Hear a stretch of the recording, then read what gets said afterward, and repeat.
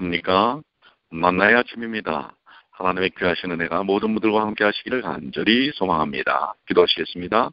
하늘에 계시는 아버지 하나님, 오늘도 저희에게 귀한 하루를 허락해 주셔서 감사합니다. 생명을 주신 주님께 영광과 찬양을 돌립니다.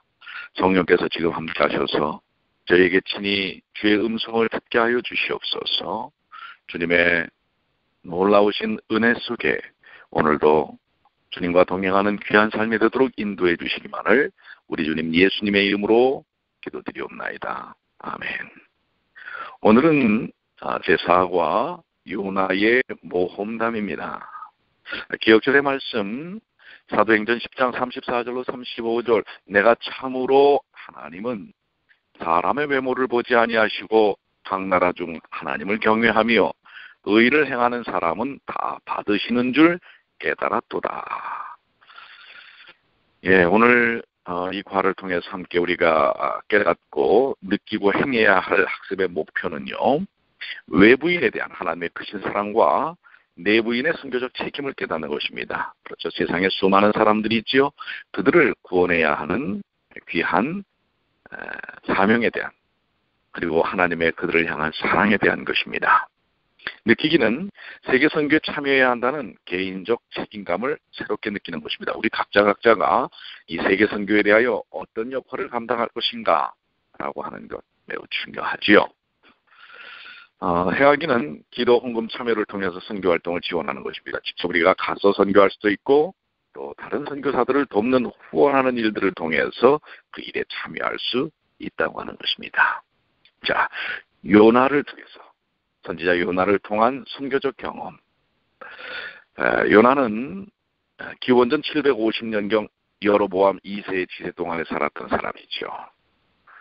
우리가 아는 인물 중에서 다른 나라로 가라는 선교적 사명을 가진 그 부르심에 직접적으로 부르심을 받은 유일한 구약의 선지자이기도 합니다. 이 4장으로 이루어진 요나서에서 우리는 해외 선교사 요나의 어떤 면에는 내키지 않는 경험에 대한, 때로는 긍정적으로 때로는 부정적으로 표현된 진솔한 기록들을 우리가 접하게 됩니다. 여기서 해외 선교의 필요성에 대한 간절한 호소와 함께 하나님의 부르심에 대한 사람들의 내적 반응이 어떠해야 할지 우리는 다시 한번 교훈을 갖게 될 것입니다. 또 해외 선교와 교차 문화적 선교에 대한 필요한 몇 가지 지침이 이 책에서 나오는데요. 자, 요나서는 현대 선교사들로 직면하는 일부 문제들에 대한 해결책을 제시하게 될 것입니다. 자, 그럼 그 첫째 날, 결점이 있는 선교사입니다. 이 선교사가 결점이 있다고 하는 것인데요.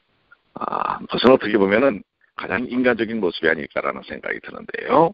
교훈으로 내려가시면 하나님은 결점이 많을지라도 자신을 하나님의 일에 바치기 원하는 사람을 통하여 일하신다라고 하는 것입니다.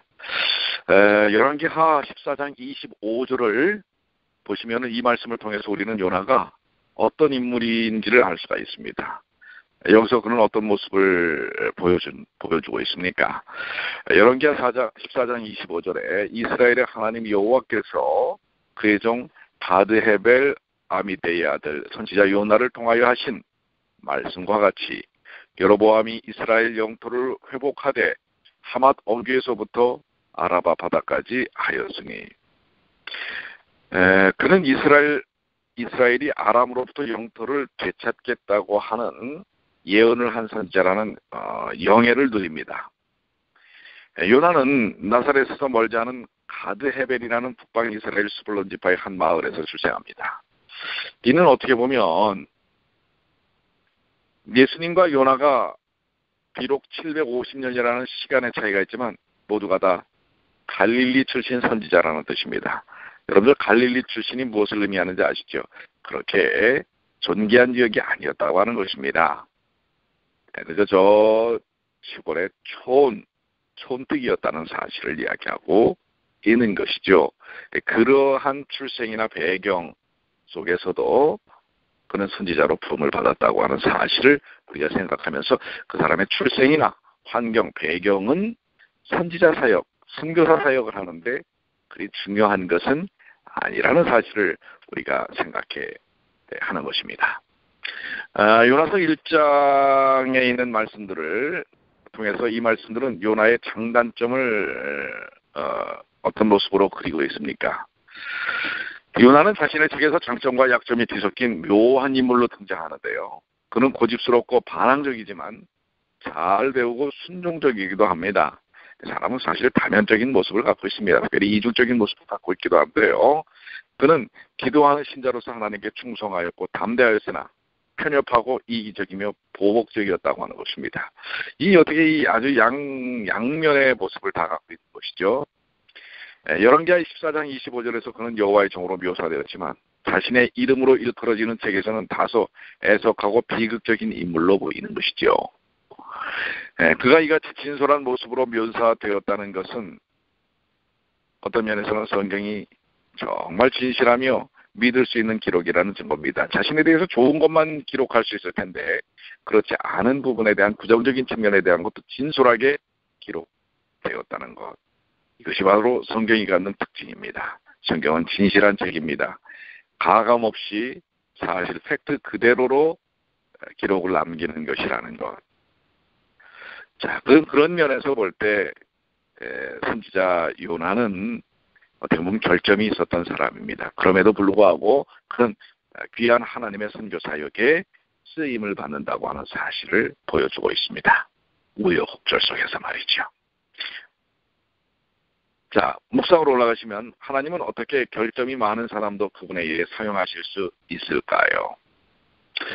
그렇습니다. 하나님은 외모를 보시지 않지요. 그 사람이 갖고 있는 결점을 오히려 잘 극복해 하시는 일을 통하여 사용하시는 것을 볼 수가 있습니다. 그것이 하나님의 은혜입니다.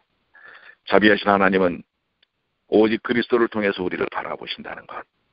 그분을 통해서라면 하나님이 쓰실 수 없을 만큼 결점이 크거나 많은 사람은 없다는 사실입니다. 하나님의 눈은 그리스도의 눈을 통해서, 주님의 눈을 통해서 우리를 바라보신다는 사실입니다. 십자가를 통해서 바라보시기 때문에 우리의 결점도 감싸주실 수 있는 것입니다. 그래서 우리는 우리에게 주어진 귀하고 고귀한 사명을 감당할 수 있는 것이 아니겠습니까? 적용입니다. 여러분의 품성적 결함에도 불구하고 하나님은 어떤 일에 여러분을 부르고 계십니까? 이미 부르셨지요? 그 부르심에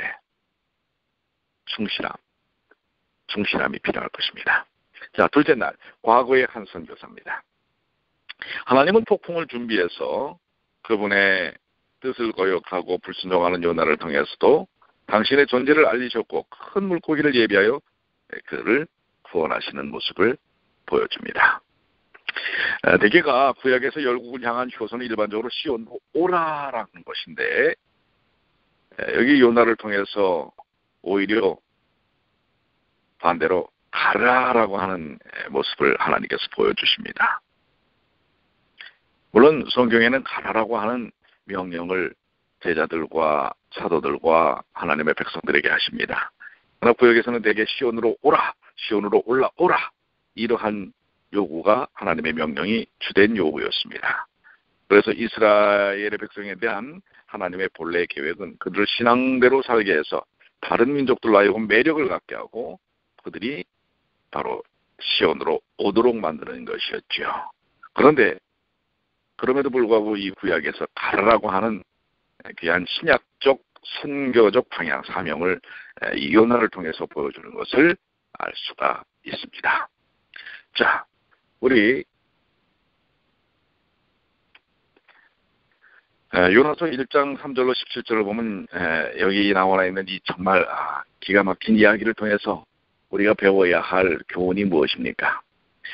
요나가 여호와의 얼굴을 피하여 그들과 함께 다시스로 가려고 뱃삭을 주고 배에 올랐더라.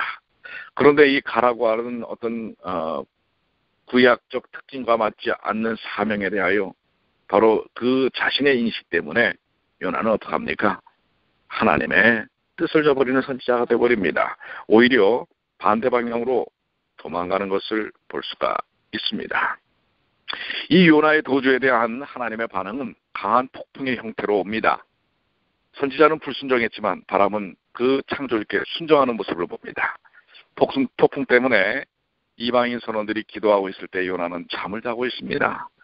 자신이 감당해야 될 사명도 하지 않고 본질적으로 그가 가져야 될 신앙적 모습도 다 저버리고 있는 모습을 볼 수가 있습니다. 그렇습니다. 하나님을 거역한 이들의 태도 속에서 나타나는 모습이기도 합니다. 기본적인 것들도 이제 망각하게 되는 것이죠. 그러나 하나님의 강력하신 그를 향한 포기함이 없는 사명에 대한 열망은 요나가 그 재난의 원인이 자신임을 솔직하게 고백하게 하고 참 하나님과 창조주에 대하여 선원들에게 증언하는 것을 보여줍니다. 나는 히브리 사람이다.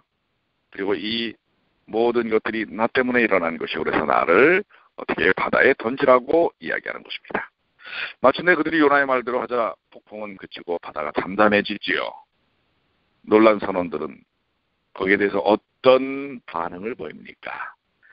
그들은 하나님을 모르던 사람이었지만 요나의 이러한 사건을 통해서 그렇습니다. 살아계신 참 하나님 여호와 하나님을 깨닫게 됩니다. 불순종한 선지자이지만 요나의 이러한 모습이 오히려 첫 번째 계심자들, 이 선원들을 계심시키는 놀라운 역사를 이루는 것을 볼 수 있습니다. 그렇기 때문에 참 그렇습니다. 하나님은 참 역전의 하나님이시고 은혜의 하나님이십니다.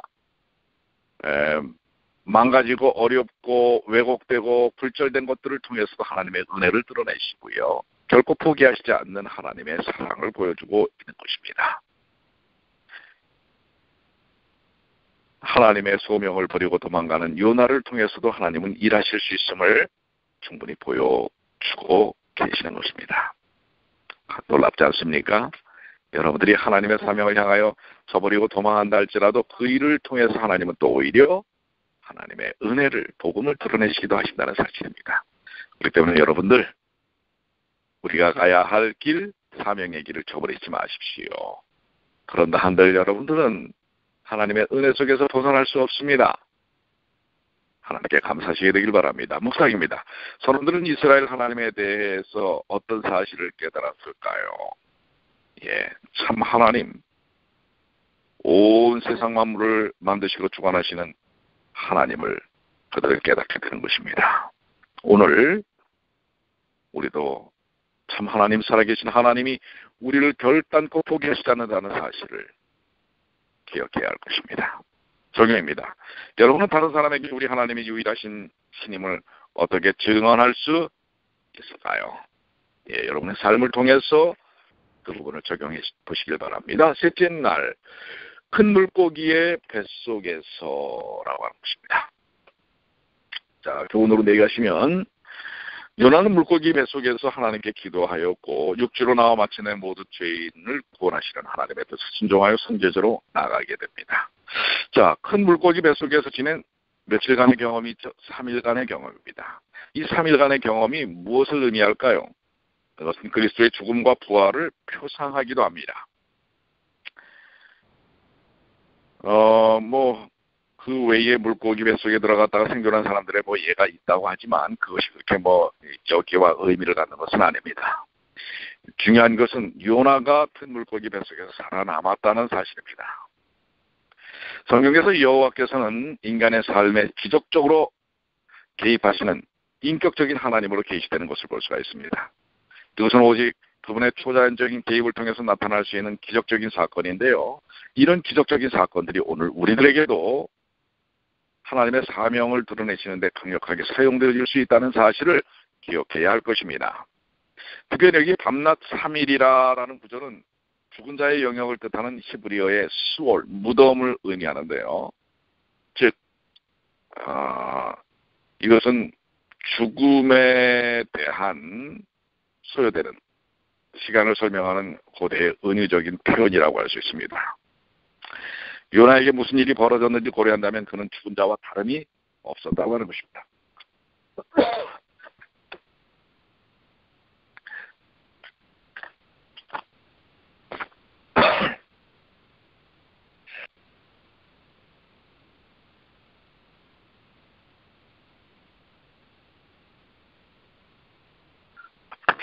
잠시만요. 사례가 좀 들려서요. 자, 그런데 이 물고기 뱃속에서 요나는 죽은 자와 다름없었던 상태에서 기도를 하는 모습을 볼 수가 있습니다.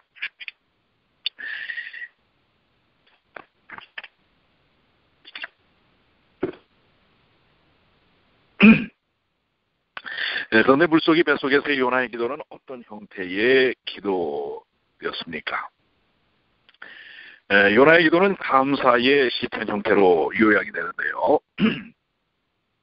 감사의 시편은 보통 5부분으로 이루어집니다. 첫 번째는 서론, 두 번째는 괴로움을 토로하는 것이고요. 세 번째는 하나님께 도움을 간구하고요. 네 번째는 하나님의 행위를 말하는 것. 다섯 번째는 서약을 지키고 하나님의 구원의 행위를 증언하기로 약속하는 것을 보여줍니다. 하나님 저를 여기서 건져주시면 제가 이렇게 저렇게 하겠습니다. 이런 식으로 기도해보지 않은 사람은 없을 것입니다. 문제는 그 서원한 대로 그 약속을 지켜 사느냐라고 하는 것입니다.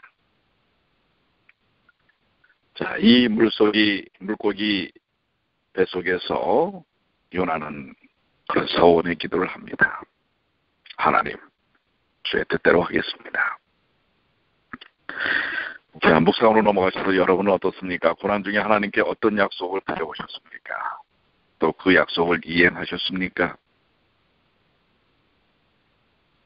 하나님께서 요나를 향한 강력한 사명 인식의 방법을 물고기를 통해서 보여주시기도 합니다. 때때로 우리가 이 땅에서 살면서 다가오는 고난의 삶들이 있습니다. 그 고난은 우리를 향한 하나님의 강력하신 사랑과 또 주어지신 사명에 대한 것을 깨닫게 하는 아주 귀중한 하나의 하나님의 도구이기도 하다는 것을 기억해야 할 것입니다. 자, 적용인데요. 여러분이 지금 물고기 뱃속에 있다면 어떤 기도를 드려야 할까요? 자, 여러분도 혹시 죽음과 같은 무덤과 같은 고난의 음침한 골짜기를 걷고 계십니까? 여러분 스스로가 선택하고 자초함으로써 이루어지는 고난의 골짜기를 할지라도 하나님은 끝내 여러분에게 구원의 손길을 뻗쳐주신다는 사실을 기억해야 할 것입니다. 자, 넷째 날입니다. 니느웨 사람들입니다. 밑으로 내려가시면 요나는 심판의 경고와 복음이 담긴 하나님의 기별을 선포하였지요. 우리는 시대에 따라 방법을 달리 할 수는 있지만 기별의 내용을 훼손해서는 안 된다고 하는 것인데요. 자, 요나서 3장을 보시면은 선교와 복음 전파와 관련하여 여기에 어떤 위대한 기별들이 기록되고 있습니까? 자, 요나서 3장 1절로 2절에 여호와의 말씀이 두 번째로 요나에게 임하니라. 이르시되 일어나 저 큰 성읍 니느웨로 가서 내가 내게 명한 바를 그들에게 선포하라 하신지라. 여기에 중요한 두 동사가 나옵니다. 우선 하나님이 다시 가라 하고 명령하십니다. 하나님은 포기하지 않으십니다. 그분은 실패한 인간에게 두 번째 기회를 주는 것을 볼 수가 있습니다. 여기에는 열국이 우리에게로 오기를 바라는 것과 반대로 우리가 열국으로 가야 한다는 신약적인 선교 개념이 담겨져 있는 것입니다.